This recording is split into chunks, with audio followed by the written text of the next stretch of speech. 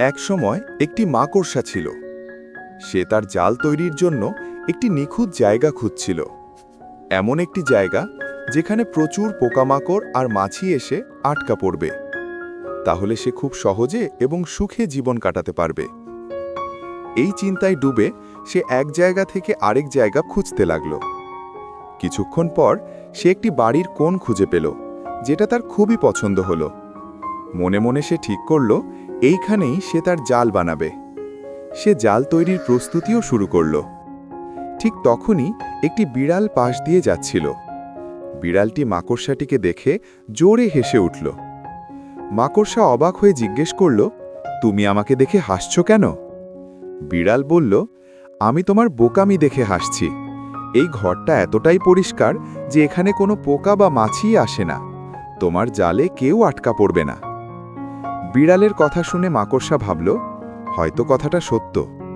সে আর সেখানে জাল বানানোর চিন্তা করল না, আবার নতুন জায়গার খোঁজে বেরিয়ে পড়ল। কিছুক্ষণ পর সে বারান্দার একটি জানালা দেখল। সে ঠিক করল এখানেই সে জাল বানাবে। সে অর্ধেক জাল বুনে ফেলেছিল, এমন সময় একটি পাখি উড়ে এসে বলল, তুমি এখানে জাল বানাচ্ছ কেন?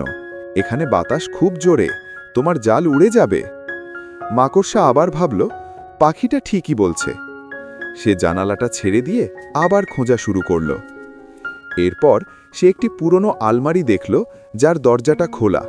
সে আলমারির ভেতরে ঢুকে জাল বুনতে শুরু করল। ঠিক তখনই একটি তেলাপোকা এসে বলল, এখানে সময় নষ্ট করো না, এই আলমারিটা কয়েকদিনের মধ্যেই বিক্রি হয়ে যাবে, তোমার সব পরিশ্রম নষ্ট হবে। মাকড়সা আবারও অন্যের কথা বিশ্বাস করল। সে জাল বানানো বন্ধ করে চলে গেল। এরই মধ্যে পুরো দিন কেটে গেছে।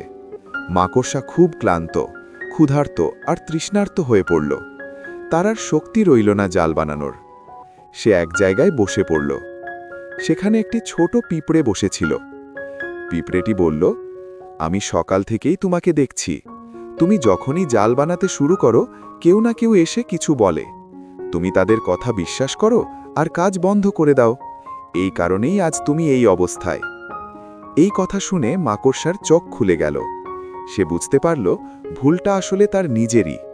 অন্যের কথায় বিশ্বাস করে সে বারবার নিজের কাজ থামিয়ে দিয়েছে। গল্পের শিক্ষা। বন্ধুরা, এই গল্পটি আমাদের একটি গুরুত্বপূর্ণ শিক্ষা দেয়।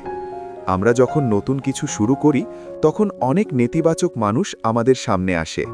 তারা আমাদের নিরুৎসাহিত করতে চায়। যদি আমরা সবার কথা শুনে কাজ থামিয়ে দিই, তাহলে অর্ধেক পথেই হেরে যাই। সময় চলে যায় আর শেষে শুধু আফসোসই থেকে যায়।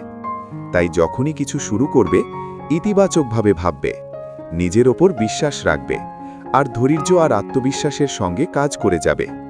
সব মতামত আমাদের জন্য সঠিক নয়। সবার চিন্তাভাবনা আর অভিজ্ঞতা আলাদা।